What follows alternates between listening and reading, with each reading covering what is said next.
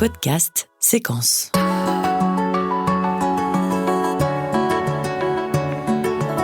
Bonjour et bienvenue sur Séquence, une série de podcasts qui décrypte les enjeux de l'industrie pharmaceutique et du monde de la santé au regard des problématiques environnementales et du monde de demain. Je suis ravie de vous présenter aujourd'hui le second épisode de notre série qui donne la parole à un panel d'experts sur les questions de relocalisations industrielles au regard des crises économiques passées ou à venir. Pour modérer cette table ronde, j'ai le plaisir d'accueillir Pierre de Villeneuve, journaliste et chroniqueur sur Europe 1. Séquence, notre science au service de votre avenir. Dans cette table ronde, nous allons essayer de voir comment est-ce qu'on peut résister. Quelles solutions pour s'armer, se blinder stratégiquement, économiquement, tout en préservant nos objectifs de transition énergétique. Autour de moi, dans l'ordre d'apparition, Dominique Carlac, merci d'être avec nous, vous êtes la vice-présidente du MEDEF, Jean-Hervé Lorenzi, président du Cercle des économistes, Stéphane Fargis, directeur investissement de BPI France, Vincent Moulin-Wright, qui est le directeur général de France Industrie, Gildas Barrère, qui est le secrétaire général de Séquence, Vincent Mage, qui est le directeur des affaires économiques et internationales de France Chimie, et Pierre Luzeau, bien sûr, notre hôte, le président de Sequence. Mais d'abord, nous allons accueillir le président de cette table ronde. Je vous demande d'applaudir Monsieur Philippe Var. Alors, quels sont ces chocs de haute intensité? Selon vous, quels sont les enjeux? Il faut refocaliser le sujet sur les entreprises et l'industrie en particulier. C'est-à-dire quels sont les chocs qui sont pertinents pour nous. Pour faire simple, j'en vois 3 exogènes qui vont pas vous surprendre. Bon, le premier, c'est effectivement le choc géopolitique. On a aujourd'hui une situation où on sort de 40 ans d'économie de marché, de dominance du monde occidental. Et ceci se traduit d'abord sur le commerce international, parce qu'il y a une fragmentation du marché maintenant, avec les sanctions d'une part. Et pour les entreprises, il va savoir si on doit respecter un contrat ou se conformer au droit général et aux considérations politiques. Quand on fait des deals avec des entreprises qui sont dans les pays sous sanctions, c'est pas un sujet évident. Il y a le découplage entre les États-Unis et la Chine, qui oblige parfois, sur les hautes technologies, à choisir son camp. Et puis l'augmentation simplement des barrières tarifaires et non tarifaires. Je crois que le dernier sondage, le compte de Market Access, qui est la base européenne des barrières, dit qu'il y a 456 barrières, il y a 150 actions anti-dumping, etc. Donc je dirais que tous les éléments de fragmentation du trade sont là. Et donc ça, je pense que c'est un premier sujet, avec bien sûr la régionalisation des supply chains, mais je pense qu'on reviendra sur ce sujet. Ça se traduit aussi par la faiblesse de l'Organisation mondiale du commerce, comme vous le savez. Bon, ça, c'est peut-être pour moi, c'est le premier choc avec lequel il faut vivre. Le deuxième, c'est celui du carbone en général. Je vais revenir dans un instant sur le deuxième grand choc, celui du climat. Mais sur la fragmentation, dans le commerce mondial aujourd'hui, on a des marchés du CO2, il y en a une vingtaine, qui ont des niveaux extrêmement différents. 70 € à la tonne en Europe. En Indonésie, c'est 3 €. Faire du commerce va être de plus en plus difficile si on veut intégrer un prix du carbone qui monte. Et puis, dans la fragmentation, il y a la fragmentation sur l'espace digital, parce que on considère tous que l'espace digital, c'est une autoroute de données. En fait, c'est de plus en plus une fiction, puisque, vous savez, en Chine, c'est cross-border data flow, 0. Aux États-Unis, c'est cross-border data flow, oui, partout. Et puis en Europe, c'est peut-être bien cuit, peut-être bien long, s'il y a un cloud, pas de cloud. Donc ça, c'est un premier sujet de fragmentation. La cybersécurité est un autre sujet de fragmentation. Le mot fragmentation, il s'applique sur les sanctions, sur le carbone, sur l'espace digital. Ça, c'est le choc de fragmentation est peut-être le premier. Le deuxième, c'est le climat. Pour une entreprise, déjà, il y a tous les événements extrêmes. Donc ça, c'est des chocs qui peuvent être de très haute intensité si vous êtes au bord de certaines régions où il y a des débordements, ou des sécheresses, ou des pluies, ou des feux, par exemple. Il y a les questions de disponibilité d'énergie, bien sûr, mais disponibilité d'eau également, parce que le stress hydrique aujourd'hui, c'est pour 2/3 de la population mondiale. Mais il y a un certain nombre d'usines qui ont des problèmes d'exploitation à cause de l'eau. Et puis, il va y avoir toutes les disruptions qui sont liées à l'accès aux matériaux critiques. C'est un sujet dont je m'occupe un peu en ce moment. On est dans une situation où la Chine a pris 50% de chaînes de valeur sur les batteries, toutes les chaînes de valeur lithium, cobalt, nickel, 90% sur les aimants.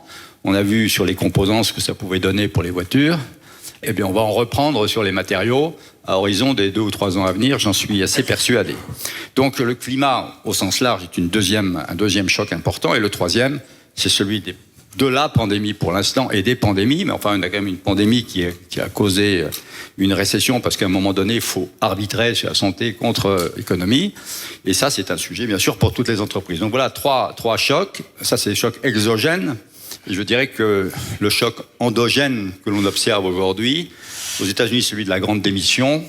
En France, on voit bien qu'on a un petit problème sur les recrutements en ce moment, et ça, il faut le gérer en interne. Donc, c'est pas du tout exhaustif, mais je pense que déjà, si on traite ces différents sujets et qu'on apporte des solutions, on aura fait un grand pas cet après-midi. Vous avez dressé un tableau encore plus noir que le mien. Il faut avoir le sens de l'humour. Mais je crois savoir que les likes qu'on fait sur les petits réseaux sociaux génèrent je sais plus combien de tonnes de carbone. Enfin, ça, c'est à... Les émissions du digital, aujourd'hui, c'est 3 à 3,5% des émissions. C'est autant que l'aéronautique. Et dans 5 ans, ce sera le double.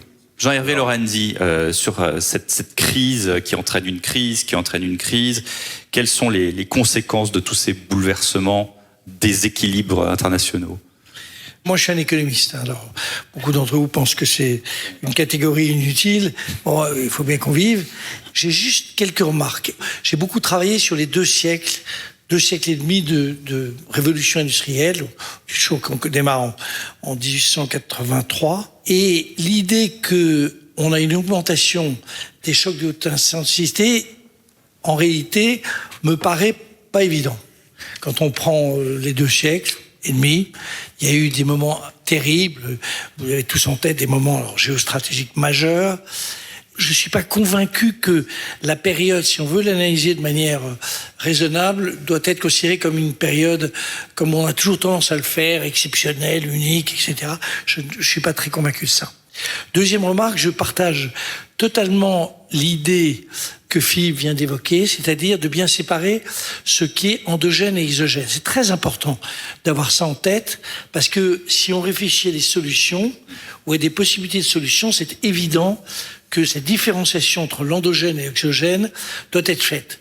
Quand entre 2007 et 2008, on a cette crise subprime, mais en fait qui est une crise financière majeure, ce sont des crises qui sont des crises réellement endogènes, c'est-à-dire c'est de notre faute. C'est nous qui sommes les responsables de ça. C'est la folie des financiers ou des banques centrales, enfin tout ce qu'on peut imaginer. Alors que l'exogène, c'est l'extérieur, c'est évidemment des crises géostratégiques. Et puis, il y a cette pandémie dont je pense qu'elle est, pardon de le dire par rapport au fait qu'on parle beaucoup de climat, mais je pense que c'est en réalité le sujet le plus important aujourd'hui. C'est plus important que le climat. Pourquoi ? Ces crises endogènes, en fait, c'est un renouveau. On a eu des guerres, mais la dernière grande crise endogène, c'est la crise de la pomme de terre en 1848. Donc vous voyez, ça remonte. Et l'Irlande, qui avait peut-être 8 millions d'habitants, il y a eu 2 millions qui sont partis au sens physique, sont morts, 2 millions qui sont partis à l'étranger, qui sont partis aux États-Unis, en Angleterre. Donc vous voyez, c'était tout simplement parce qu'on ne sait pas quoi faire.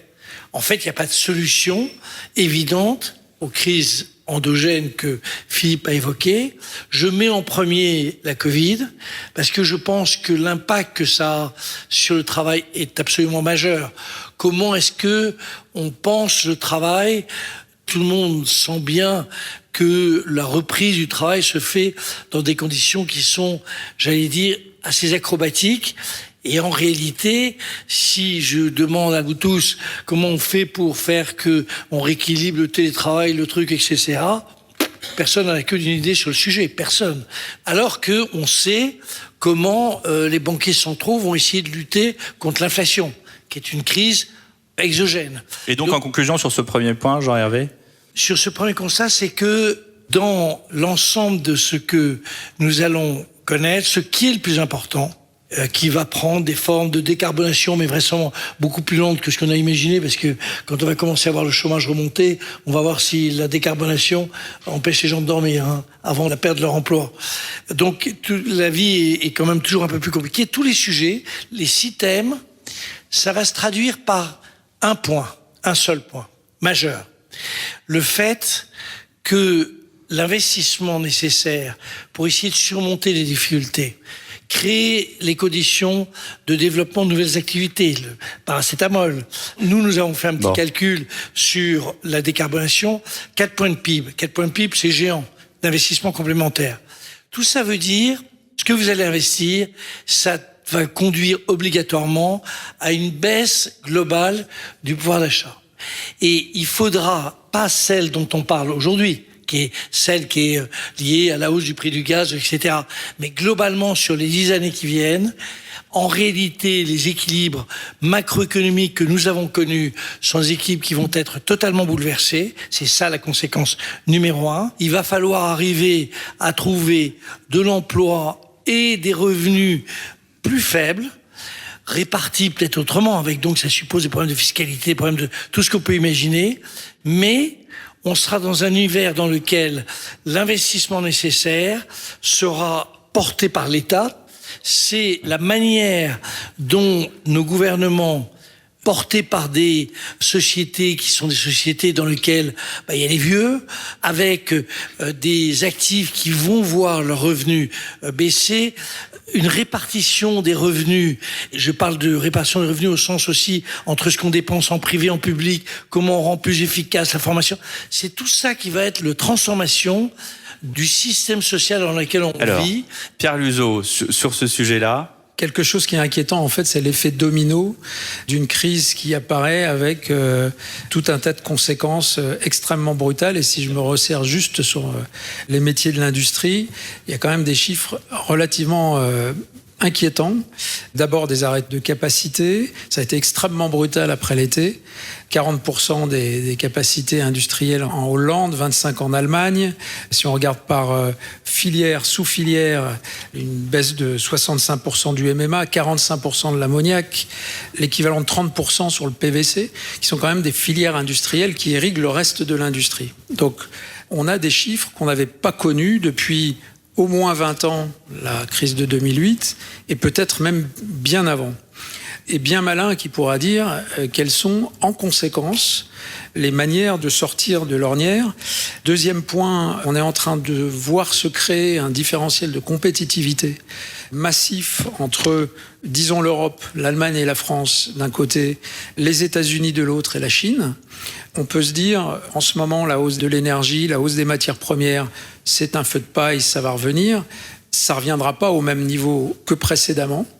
Et donc se crée un gap structurel avec lequel il va falloir vivre. Donc je pense que, sans donner de réponse, et on pourra en discuter certainement après, mais on a des solutions. Le 23-24, il y a sûrement des solutions, mais en tout cas, il va falloir être, si je fais simple, face à une guerre en Ukraine qu'on maîtrise pas, donc on maîtrise pas la cause.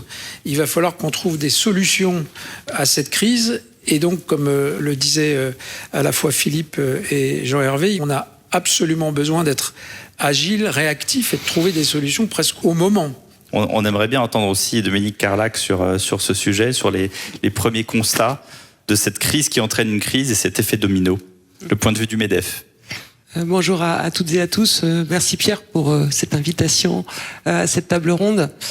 En lisant le titre de la table ronde depuis tout à l'heure et en vous écoutant, je me dis mais est-ce que c'est la bonne question ? Comment résister à l'augmentation des chocs à haute intensité ? Comme certains le savent ici, j'ai été sportif de haut niveau et commencer par une question qui relève de la résistance, je n'aime pas trop, je trouve pas ça assez offensif. Donc je vais casser un peu l'ambiance de la table ronde en disant plutôt mais comment accélérer les transformations ? Parce que en réalité, résister, ça me paraît impossible. Résister, pour moi, ça serait faire soit du surplace, soit revenir en arrière. Je vais reprendre les propos par notre meilleur économiste de France et remettre en perspective tout ça. Est-ce que ça m'évoque, est-ce que ça évoque dans nos entreprises concrètement ? À chaque grande crise, à chaque révolution industrielle, on a eu un coup rapide. Il y a eu en fait une crise énergétique, une crise ou une opportunité énergétique. Quand au XVIIIe siècle, pardonnez-moi si je fais des erreurs de siècle et de date, quand au XVIIIe siècle, on change la façon de produire parce que on utilise une nouvelle énergie que celle de l'énergie animale ou humaine par la machine à vapeur, on change le système productif, on change de ce fait le système de travail et de consommation. Quand au XIXe siècle, on intensifie la production grâce au charbon qui permet de faire des grandes usines chez Monsieur Ford et que on change également le mode de travail des gens, on change le mode de consommation. Tout le monde pourra avoir une voiture, même si elle est noire et même si elle s'appelle Ford T. Quand ensuite on change avec l'automatisation, avec une énergie décarbonée à profusion et accessible, le nucléaire, on réussit également à spécifier et à changer le mode de consommation des gens. Et quand on arrive à la 4e révolution industrielle, qu'est-ce qui se passe? On a un nouvel invité qui change un petit peu la donne, qui est la data, qui est la personnalisation, et qui fait que on inverse le processus qui jusque-là était une révolution énergétique, une révolution du système productif, donc une révolution de la consommation. On inverse le truc. C'est le client final qui remue tout, c'est-à-dire que la data, donc les volontés du consommateur final, voire les caprices du consommateur final, voire les avis et les opinions du consommateur final, qui changent tout le système productif. Alors ça veut dire quoi? Ça veut dire que concrètement, le consommateur qui devient consommateur a un impact très fort sur notre système de production, dont il fait partie également.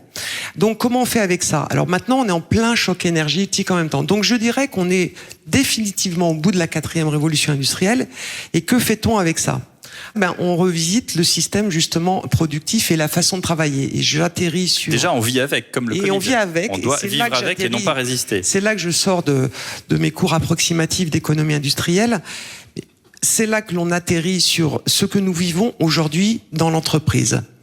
Nous avons non seulement des salariés, mais nous avons surtout des consommateurs qui ont une idée sur la question de ce qu'il faut produire, de comment il faut le produire, de comment il faut le consommer. Et le débat est assez intense. Et donc nous, chefs d'entreprise, c'est ça qu'on doit aborder. C'est-à-dire qu'on ne peut pas aujourd'hui parler sérieusement du fait que pour accélérer la transition énergétique, il y a des investissements colossaux à faire.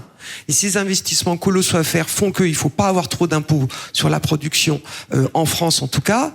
Mais c'est inaudible. Donc l'acceptabilité de la chose est très compliquée. Alors que doit-on faire? On doit travailler avec les pouvoirs publics. Mais comme le politique est devenu un follower d'opinion, eh bien nous devons travailler différemment avec le politique. Et c'est ce que nous essayons de nous employer à faire avec le MEDEF. Le politique est un follower d'opinion. On retiendra cette phrase, cher Dominique. Une petite conclusion sur ce premier chapitre, Philippe Varret. Ensuite, on passera justement aux solutions s'il y en a. Le premier, c'est sur le rôle des États, puisque Gervais y a fait allusion, puis vous dites que c'est un follower.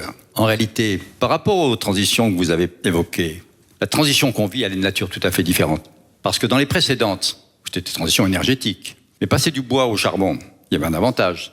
Passer du charbon au fioul, il y avait un avantage. Passer du fioul au gaz, il y avait un avantage.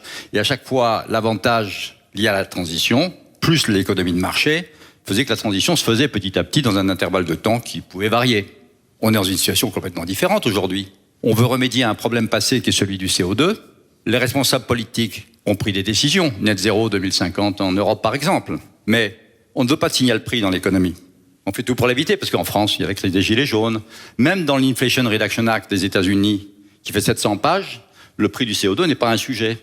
Par contre, on est prêt à subventionner au maximum pour faire en sorte que la transition ait lieu. La conclusion de ça, c'est que le rôle des États, c'est pas le rôle habituel de la market economy où on fait, je dirais, de la R&D, de la réglementation, etc. Non, il faut que les États mettent les mains dans le cambouis, financent les choses. C'est ce que fait la Chine massivement. C'est ce que font les États-Unis parce que l'Inflation Reduction Act, c'est 350 milliards de dollars sur la table. Et aujourd'hui, en France et en Europe, on est très très faible par rapport à ça. Donc ça, il faut avoir ça en tête. Le deuxième point qu'il faut avoir en tête, c'est le volet sociétal. Parce que ce qui se passe aujourd'hui sur ces chocs, le climat, ça va d'abord impacter les plus faibles dans la société, en valeur relative de pouvoir d'achat. L'inflation massive actuelle, c'est un killer quand on parle la part de l'inflation dans le revenu de la partie la plus pauvre de la société. Et puis, je pensais que le prix du CO2, la taxation du CO2, pouvait définitivement être une solution, en disant on taxe le CO2, et puis la moitié, on s'en sert pour investir les 4% de PIB qui sont nécessaires dans le temps, et l'autre moitié, ça sert pour les populations, la partie la plus pauvre de la société, pour faire en sorte qu'elles puissent survivre dans cette situation. Or, aujourd'hui, avec l'inflation, la montée du prix de l'électricité, le prix du CO2, il est déjà quelque part dans le prix, sauf que l'argent se retrouve dans des grands groupes qui font des super profits. Là, il y a une responsabilité politique sur ce sujet qui est très importante. Il faut prendre des décisions. Et je termine, troisième point.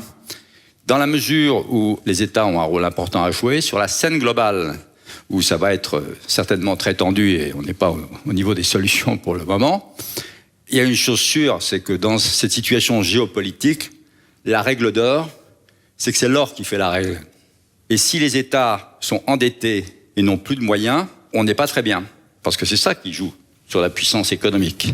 Et donc pour la France et pour les entreprises françaises, on a un sujet dont on aura peut-être l'occasion de reparler tout à l'heure. Voilà, on a un sujet et puis on essaye quand même de trouver des solutions. On va se focaliser sur les entreprises. Quelles actions peuvent-elles mener, même si, Dominique, désolé, on va pas tordre le cou à ce sujet, comment résister, mais si on veut résister, comment est-ce qu'on peut se blinder, comment est-ce qu'on peut se prémunir tant qu'on peut. Gildas Barrère, vous qui justement chez Sequens vous occupez de la fiscalité énergique entre autres, mais pas que, qu'est-ce que vous avez comme plan pour tordre le cou à cette crise qui entraîne une autre crise? Chez Sequens, on est effectivement au cœur de la crise. On est très impacté par la crise. On a d'abord été impacté par la crise sanitaire, comme tous nos collègues, et aujourd'hui par la crise énergétique. Juste pour vous donner des ordres de grandeur. Hier, Sequens, c'était à peu près 50 millions d'euros de dépenses énergétiques. En 2022, ça a quasiment doublé. Et en 2023, ça risque de encore augmenter de pratiquement 50%. Donc l'impact est énorme. Et là-dessus, nous, on s'appuie sur 2 leviers. Déjà, un levier très court terme. Donc notre agilité, le fait qu'on soit un groupe de taille relativement petite, le fait qu'on ait des business units, des sites dispersés aux 4 coins de la planète, mais essentiellement en Europe, donc très impactés, fait qu'on est capable de mettre en œuvre des solutions très rapides. La première des solutions, c'est de tourner vers le client. Est-ce que le client est capable de payer un prix un peu plus cher pour les produits qui sont fabriqués en Europe, avec des conditions de fabrication qui sont les nôtres? Donc c'est le premier impact. La deuxième chose, c'est évidemment réduire nos consommations énergétiques rapidement avec des actions très court terme. On a tous les sites et toutes les personnes qui sont autour de la table ont lancé directement des actions dans nos ateliers, dans nos laboratoires, dans nos zones de stockage et même dans nos bâtiments tertiaires pour réduire cet impact au maximum. Et enfin, toujours sur l'agilité, bien entendu, essayer de jouer sur nos actifs de production, c'est-à-dire arbitrer leur utilisation, jouer sur nos stocks, et bien sûr piloter notre cash, puisque en cette période de forte inflation, vous imaginez bien que notre BFR explose. Donc ça, c'est la partie agilité court terme. Et ensuite, la partie long terme, je pense qu'on a une forte conviction. On doit s'inscrire dans la décarbonation de nos activités. Une démarche qui a été lancée par Pierre Luzeau dès 2008. Pour vous donner des chiffres, on a déjà réduit d'à peu près 40% notre intensité carbone depuis 2011. Et on a un objectif de le réduire à 60% d'ici 2025. On s'est inscrit dans la démarche du MEDEF, le French Climate Business Pledge, dès le début. Et c'est une conviction profonde, bien avant la crise énergétique et la crise climatique que nous vivons. La conviction également d'investir sur nos sites à contre-cycle, avec l'aide du plan de relance et de BPI France. On l'a vu sur le projet Paracétamol qui est emblématique, mais en fait c'est qu'un des très nombreux projets qu'on a sur l'ensemble de nos sites européens. On investit en pleine crise. Donc ça, c'est vraiment une conviction très très forte du groupe. Et enfin, la conviction qu'on peut encore produire en Europe et qu'il y a un intérêt à faire de l'industrie en Europe, à produire des produits, répondre à la demande de nos clients et à s'inscrire sur des chaînes de valeur avec une forte intégration amont de ces activités. C'est-à-dire qu'aujourd'hui, on est très fort en aval, on a des produits de très haute technologie, mais on conserve un amont fort qui permet d'être résilient dans ces crises que nous avons traversées. Stéphane Fargis, on vient justement de voir un exemple très précis d'entreprise que BPI accompagne justement par différents plans. Comment est-ce qu'on fait pour accompagner alors que finalement la partition est très très différente depuis quelques mois, voire maintenant depuis quelques années si on prend en considération notamment les questions climatiques et les questions de transition énergétique? Un des premiers éléments en regardant un peu parmi notre portefeuille de sociétés dans lesquelles on a investi et leurs concurrents et ce qu'on regarde actuellement dans un univers qui est hyper incertain, c'est que font les entreprises pour y répondre et on voit très vite maintenant celles qui choisissent de courber un peu le dos et d'attendre que ça se passe et celles qui à l'inverse vont chercher à continuer dans cet univers incertain, à prendre des risques, à lever de l'argent pour faire des opérations d'acquisition, à innover, etc. Un des éléments assez marquants en faisant cette réflexion, c'est justement l'agilité. Moi, je pense à une société que j'accompagne qui est pas très grande, hein, qui fait une centaine de millions d'euros de chiffre d'affaires, qui s'appelle ECM Technologies, dans les fours industriels et les composants pour les semi-conducteurs. Ils ont fait le choix très tôt, dès 2021, d'allouer une énorme partie de leur trésorerie, une dizaine de millions, donc pour eux c'est massif, dans la constitution de stocks sur des sujets d'aluminium, de silicium, de graphite. Et ça a été salvateur pour eux, puisqu'aujourd'hui encore ils utilisent une partie de cette matière à acheter à un prix bien moindre que la concurrence et surtout ils n'ont pas subi les ruptures que subissent une partie de leurs concurrents. Et ça, c'est dû à l'agilité transmise, c'est une culture de l'agilité et de l'adaptation parmi l'entreprise. Et ces deux choses, c'est la capacité du dirigeant à prendre des décisions radicales très vite. Et c'est comment distiller cette culture parmi l'ensemble de la société. Là, en l'occurrence, c'est pas le directeur de la supply ou c'est pas le DG qui a pris cette décision. C'est un responsable financier d'un site qui, à un moment donné, voit des faisceaux d'indices, des signaux faibles sur le fait qu'il va y avoir potentiellement des ruptures bientôt. Et ça remonte, ça se transmet. Et cette société qui est relativement diversifiée fait le choix pour l'ensemble de ses business units de constituer des stocks. Je pense qu'effectivement, un premier élément de réponse, c'est ça, c'est faire en sorte de renforcer encore maintenant cette culture de l'agilité. Certes, il y a actuellement des chocs à authentifier, mais c'est pas les premiers, c'est pas les derniers. Et c'est pas sûr que, alors là en particulier avec le sujet énergétique dont on reparlera, ça a fortement, on se repose encore une autre question, mais fondamentalement, par le passé, il y a eu ces mêmes chocs-là. Et donc, dans tous les cas, il faut pas s'arrêter, il faut continuer à avancer, c'est clair. Vincent Mage, vous de votre côté, justement, sur ce sujet. Moi, mon sentiment, c'est que, un petit peu comme le changement climatique, je préfère appeler les désordres climatiques. Les désordres économiques, les chocs économiques qu'on a aujourd'hui, c'est sans doute la nouvelle normalité. Je ne vais pas refaire de l'histoire, mais c'est vrai que finalement, dans l'histoire, il y a eu des chocs. On est dans cette période-là. Et pour l'entreprise, on ne peut pas changer la cause de ces chocs. Hélas, je crois que c'est pas le rôle de l'entreprise. En tout cas, c'est pas son domaine d'influence. Par contre, à l'entreprise de s'adapter dans le bon sens du terme. Et si on fait un petit retour, non pas historique, mais sur les 2 dernières années, 2 ans et demi, crise de Covid, confinement, le choc qu'on a eu tous, et je regarde l'industrie de la chimie, dont séquence, il y a eu une capacité d'adaptation des acteurs de la chimie assez incroyable. Le taux d'activité de la chimie est resté un des plus élevés parmi toute l'industrie. Vincent Moulin-Reuth pourra en témoigner. La capacité de production du gel hydroalcoolique a été multipliée par 10 en 3 semaines. C'était inimaginable à l'époque de pouvoir le faire aussi vite. Alors, l'État a joué son rôle pour adapter les règlements. Vous avez une capacité d'adaptation qui est assez incroyable. Dans cette nouvelle normalité, s'adapter, c'est aussi 2 autres points que je voudrais mettre en avant. Et je vais prêcher un petit peu pour la paroisse de France Chimie, c'est jouer collectif. Une entreprise seule peut avoir des capacités d'adaptation, des entreprises d'un même secteur seul, de manière solidaire, tout en respectant le droit de la concurrence, bien sûr, peuvent avoir des capacités d'agir qui sont démultipliées. Donc la France Chimie, et je fais de la pub, joue son rôle en organisant la dynamique. Et dernier point, je voudrais mettre en évidence, parce que c'est vraiment le retour d'expérience des 2 ans et demi passés, c'est jouer partenariat avec les pouvoirs publics. Pierre a joué son rôle majeur au sein de France Chimie dans ce dialogue avec les pouvoirs publics qui avaient besoin de nous, qui avaient besoin de vos inputs pour savoir comment gérer la crise, une capacité d'écoute. Souvenez-vous de France Relance, on a très modestement, mais un petit peu, on peut le dire, contribué à façonner ou à faire de France Relance un outil qui faisait sens pour l'industrie d'une manière générale, pour la chimie. La chimie dans son ensemble, c'est 250 projets L'Oréal au sein de France Relance, c'est 3,7 milliards d'investissements accélérés grâce à France Relance. Les investissements annuels de la chimie, c'est environ entre 3 et 4 milliards par an. Donc vous voyez, 3,7 milliards d'investissements accélérés. Ça prouve qu'il y avait une capacité de réaction, d'adaptation des industriels en général, mais de la chimie en particulier, dans un moment de crise majeure qu'on n'avait pas connu depuis très longtemps. Le tableau est sombre. Moi, j'apporte peut-être une vision optimiste, en tout cas de confiance dans la capacité d'adaptation. Il ne s'agit pas de résister, je vous rejoins complètement. Alors je ne suis pas sportif et encore moins de haut niveau, mais tout ce que je sais, c'est qu'au judo, on utilise la force de l'autre. Utilisons la force de la crise pour rebondir et pour certains, même en tirer parti dans le bon sens du terme, pour sortir du panier par le haut.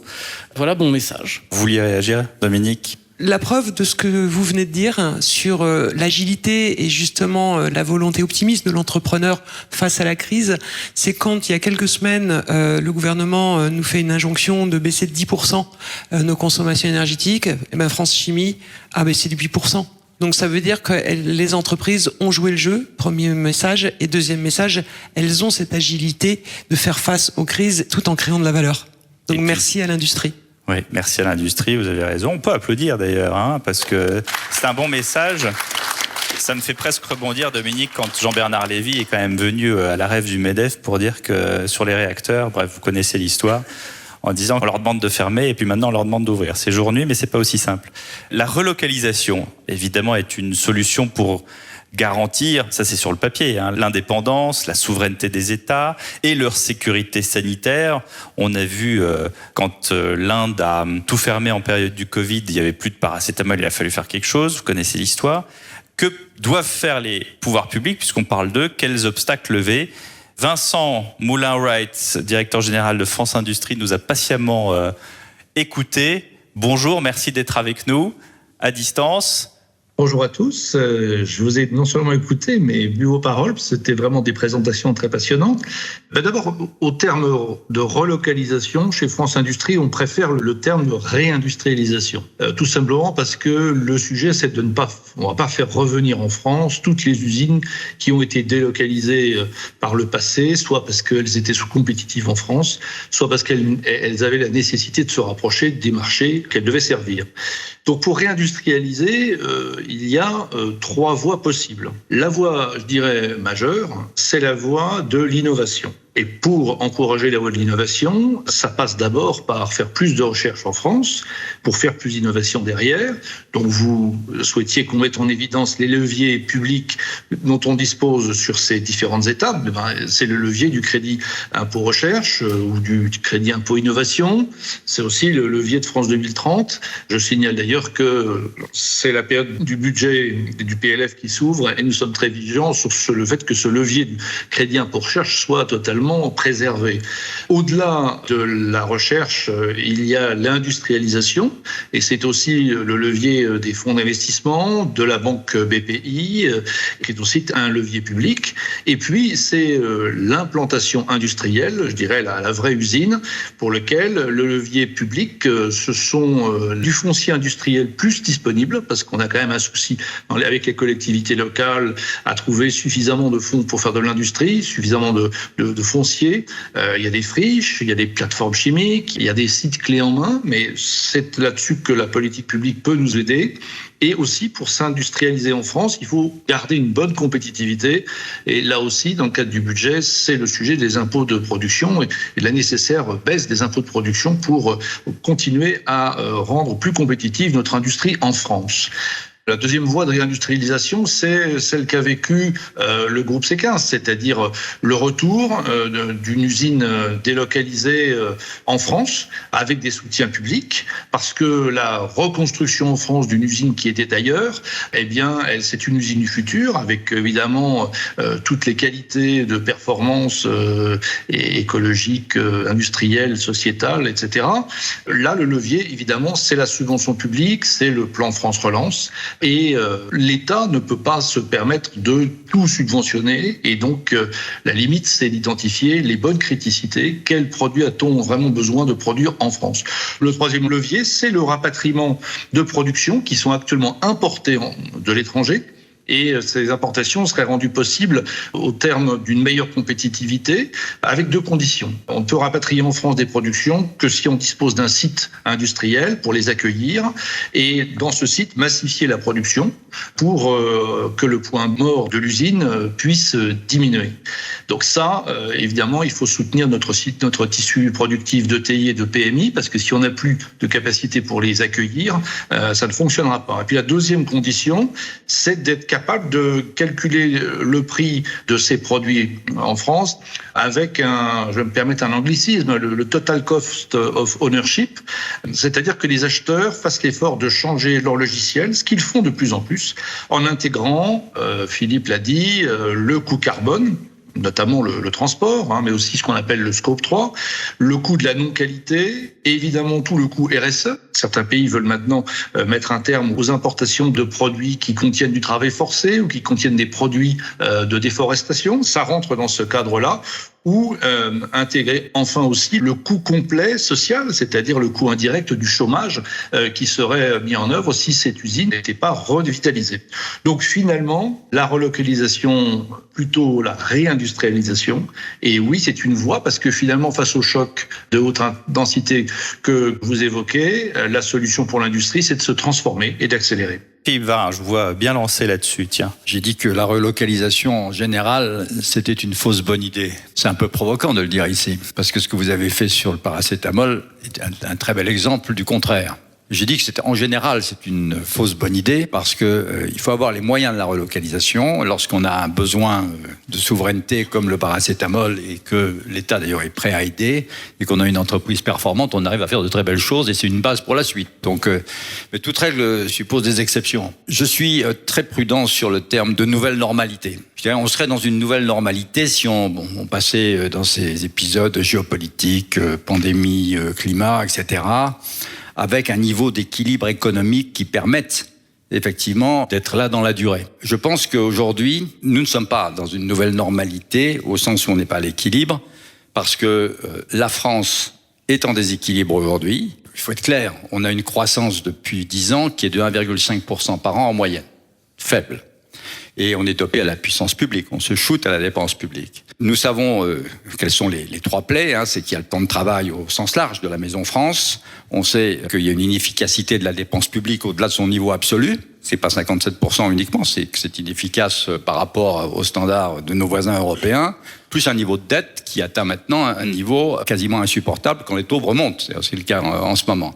Ceci dit, si l'inflation remonte en même temps, du côté de l'État, c'est pas forcément très grave, parce que si l'inflation remonte en même temps que les taux, finalement, en net, c'est pas forcément si désagréable. Par contre, pour d'autres couches de la population, ça le sera. Bon. Donc on a les défis économiques que je viens d'évoquer, mais on a aussi les difficultés du moteur sociétal dans le pays, que ce soit le déficit de formation, l'action de la fracture sociale, ce sentiment de défiance par rapport aux élites et ce sentiment de déclassement que vous évoquez. Bon, tout ceci, c'est quand même un paysage qui n'est pas, il faut le regarder en face. C'est pas le drame complet, mais ça peut pas être business as usual, donc, dans cette situation. Le terme d'agilité est absolument essentiel. Aujourd'hui, il faut anticiper. Donc, il n'y a pas d'agilité si on n'anticipe pas. Je préside une task force sur les conséquences de la situation ukrainienne sur nos matières premières. Quand on se retrouve avec 40% du titane pour l'aéronautique qui vient du ex-bloc de l'Est, quand on a 65% des gaz pour les lasers de gravure de néon qui vient d'Ukraine, aujourd'hui, nous devons anticiper et nous interdire qu'une chaîne de valeur donneur d'ordre jusqu'au niveau 3, 4, etc., des équipementiers ait plus de 25% de ces besoins qui viennent d'une seule zone géographique. Donc, plutôt que la relocalisation comme solution universelle, je pense que dans certains cas, à les justifier, encore une fois, je pense qu'il faut diversifier ses sources, réduire cette exposition de différentes manières. La robustesse du business model. Au fond, ce qui est important, c'est de savoir, dans notre business model, comment on fait la différence sur le plan de l'innovation, notamment, par tous les moyens, parce que dans ces moments-là, c'est ça qui est important. Et puis, les opérations de croissance externe, il faut y réfléchir 2 minutes en ce moment, parce qu'effectivement, big is not always beautiful dans ces moments-là. Et l'autre élément très important dans cette agilité, c'est la cohésion. Il faut pouvoir virer de bord, toutes liaisons coupées ensemble très rapidement. C'est vrai à l'intérieur des entreprises, et pour faire face aussi à la grande démission, à ces difficultés de recrutement, la cohésion autour d'une opération, une dimension généralisée de l'ESG dans l'entreprise est absolument essentielle. Et cette cohésion, c'est aussi valable. Et Franchimie, pour moi, est aussi un très bon exemple de cohésion entre entreprises. Je pense que dans cette situation difficile, avec l'agilité, cette anticipation, cette robustness des business models et aussi cette approche de cohésion généralisée, il y a de vraies opportunités de développement. Pierre Luzeau, sur ce sujet justement, qu'est-ce que vous attendez peut-être quelque chose de plus des pouvoirs publics ? Les pouvoirs publics, je pense, on donne déjà beaucoup pendant la dernière crise Covid, mais dans une société, quand on sent que les niveaux de la pyramide de Maslow baissent de plus en plus et que le sentiment de s'accomplir, c'est plus le sujet, mais que le sentiment de la nécessité, voire sécurité, prédomine, c'est que ça sent pas très bon. Grand 2, si on réfléchit à ça, on se dit que il y a des secteurs qui sont peut-être plus importants que d'autres. Il me semble que de fabriquer des produits et de cultiver pour nourrir des gens et de faire des médicaments pour les soigner, ça me paraît être un peu la base. Et que donc, en conséquence, il y a des secteurs stratégiques qui doivent être déterminés comme tels. L'industrie qui est à 10% du PIB, on ne peut pas imaginer qu'on l'a bien soutenue au cours des dernières décennies. Et donc, c'est un vrai sujet. Et c'est un sujet quand même français. Le support de l'État n'est pas forcément un support qui est matériel et en monnaie sonnante et trébuchante. C'est aussi de donner la voix et de remettre au centre du débat ce sujet de l'industrie. Aujourd'hui, on vient de passer la crise Covid. On nous a expliqué qu'il fallait faire 3 choses. La première, c'est regagner en souveraineté. La deuxième, c'était il faut transiter énergétiquement avec le bas carbone. Et 3, que l'industrie devait être le pilier de notre souveraineté dans ce cadre-là. Moi, personnellement, j'ai pas très bien entendu un écho à ça. Et à nouveau, on reprend les mauvais réflexes et on reparle de la crise dans l'instant. Et on nous donne finalement assez peu de clés d'entrée. Ces clés d'entrée, on les discute. Donc il semble qu'on ait quand même quelques idées. Mais je pense qu'il faut être, finalement, c'est ça mon message, il faut être opiniâtre. Assurer une souveraineté, par exemple, sur les médicaments, c'est assurer que de l'amoxicilline... D'ailleurs, on a un sujet symbolique qui est le paracétamol, mais on a plein d'autres produits. Bon, je peux vous dire que si les hôpitaux manquent à la prochaine crise avec la Chine, parce que ça peut arriver, on est très très mal. Donc retravaillons sur ces sujets-là. Retravaillons sur la transition bas carbone, parce que si on veut 100% de voitures électriques et qu'on n'a pas d'électricité, puisque c'est le cas aujourd'hui, on sera très mal. Se redonner de l'ambition pour l'industrie, c'est un message positif. C'est un secteur qui emploie. On a quand même 100 000 postes aujourd'hui ouverts, non couverts. L'industrie, c'est aussi la solution. Il faut qu'on ait un message très clair et avec une certaine opiniâtreté sur ce que aussi les autorités veulent, parce que les chocs sont de telle intensité effectivement que on a besoin d'être groupés, non seulement dans nos fédérations, non seulement autour de cette table, mais au niveau d'un pays en fait, voire même de l'Union européenne, puisque j'allais l'oublier. C'est Fergis, vous qui soutenez les opiniâtres justement. Ce que je trouve intéressant, parce que là on parle des freins qui restent au niveau des pouvoirs publics, c'est aussi parce qu'il y a une bonne partie qui a été faite. Et ne serait-ce que lorsqu'on se pose la question maintenant de où est-ce qu'on implante une usine, il y a encore pas si longtemps, on ne pensait même plus à la France. Là, ça revient quand même sur la table et on essaie de réfléchir à comment on peut faire pour réimplanter en France. Donc ça, c'est une bonne chose. Il y a quand même un changement de paradigme porté par ces crises qui permet potentiellement une réindustrialisation. Je pense qu'on y revient, mais pas sur toute taille d'entreprise ni d'usine. Non, tout à fait. La première raison, c'est qu'il faut pouvoir se donner les moyens financiers et le temps long, parce que réindustrialiser, c'est investir en bâtiments, en machines, en innovation, et que ça peut pas être rentabilisé en 3 ans. Et donc, pour pouvoir faire ça, il faut soit être un très gros industriel avec les moyens financiers, soit avoir accès au capital. Dans un univers où il y a une augmentation des contraintes pour s'endetter et une augmentation des taux, c'est de plus en plus compliqué. Et ouvrir son capital auprès de personnes qui acceptent une rentabilité longue, supérieure à 5 ans, c'est pas facile non plus. Donc BPI France peut jouer un rôle là-dessus, en France. Il y a aussi une valorisation des investissements étrangers qui est nécessaire. La France est un pays attractif, le pays le plus attractif en Europe d'après les derniers résultats, mais il y a aussi un sujet d'acceptabilité sociale.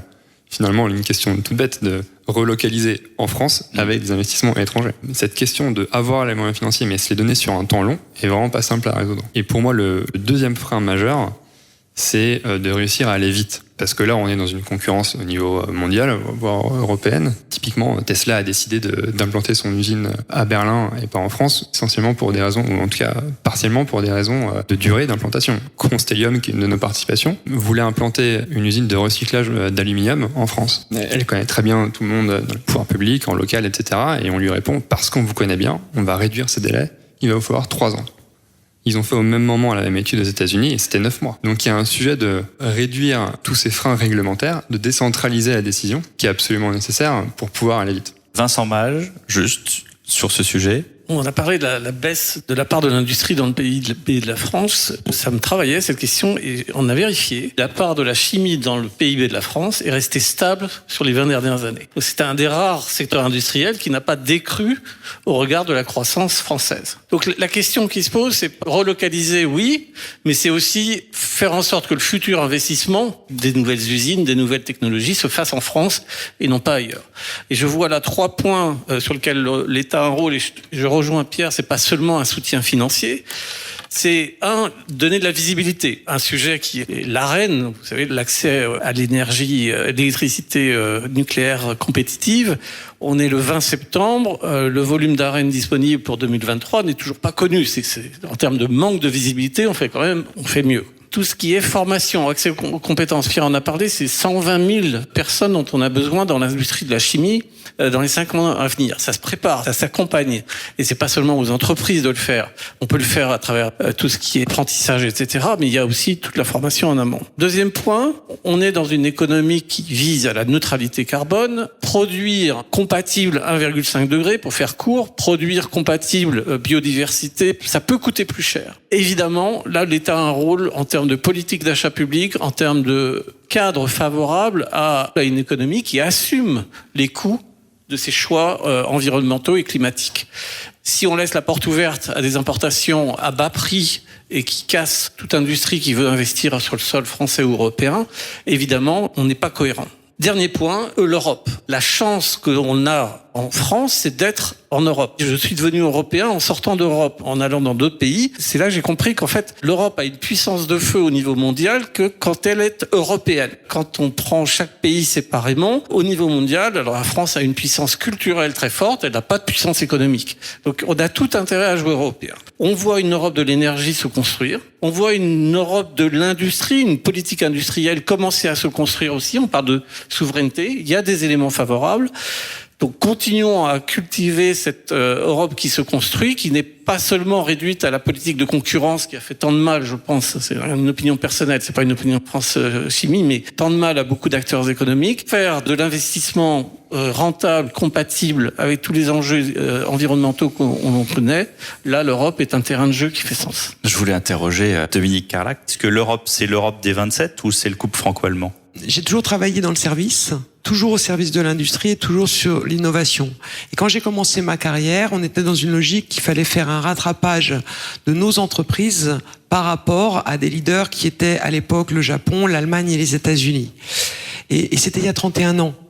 Et je me dis, bon, j'espère que j'ai servi à quelque chose. Pour autant, on est toujours en train de discuter de la même chose. Donc on n'a pas véritablement fait notre révolution culturelle, politiquement, pour se dire que l'économie ne sera pas faite que de services. Ça n'est pas possible. Il faudra bien produire quelque chose et on ne pourra pas vivre que de services, bien que aujourd'hui, les services, c'est aussi une industrie de la connaissance au service de l'industrie. Donc en fait, il faut pas être binaire. Il faudra les deux et si on veut garder la maîtrise de l'offre, il faudra bien l'industrie de la connaissance pour garder cette maîtrise de l'offre. Deuxième élément de réponse, donc je rêve que la France soit industrielle. Deuxième élément de réponse, c'est une illusion de ne penser qu'elle ne sera qu'hexagonale.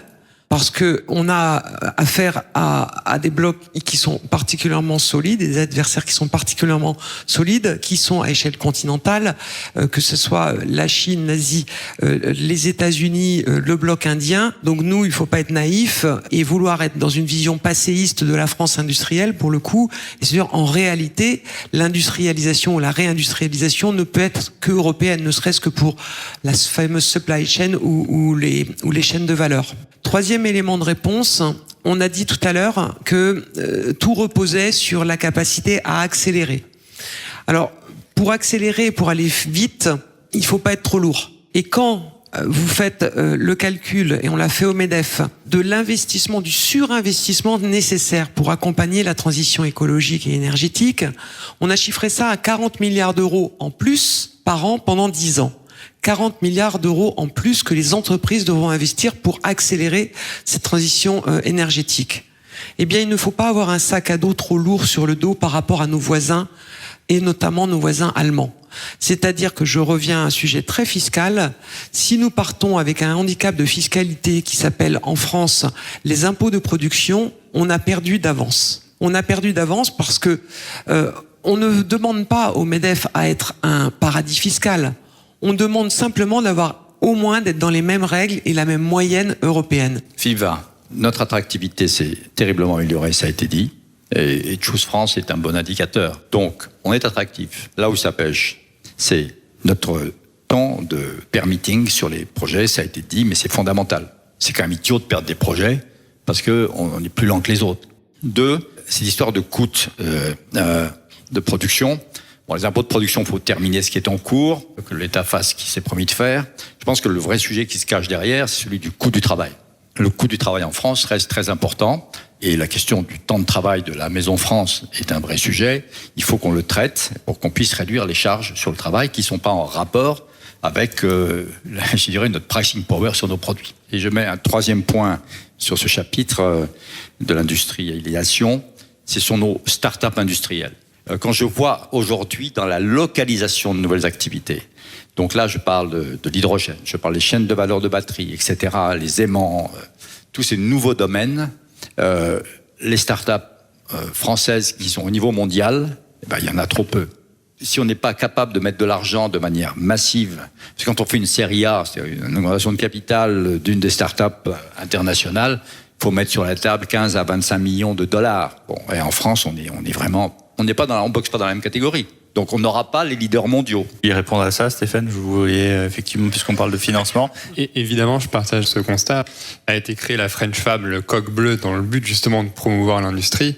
Mais globalement, la réindustrialisation passe par un contrat social qui va effectivement beaucoup plus loin. On le voit d'un côté sur le déficit de la main-d'œuvre et de formation, et de l'autre côté sur le déficit de start-up qui se lancent en tant que start-up industrielle. C'est-à-dire que la plupart des start-up sont des start-up de services, sont des start-up digitales, et qu'en fait, il n'y a finalement pas tant que ça de projets à 25 millions à financer dans les start-up industrielles. Et celles qui existent et qui fonctionnent, elles sont la plupart du temps financées.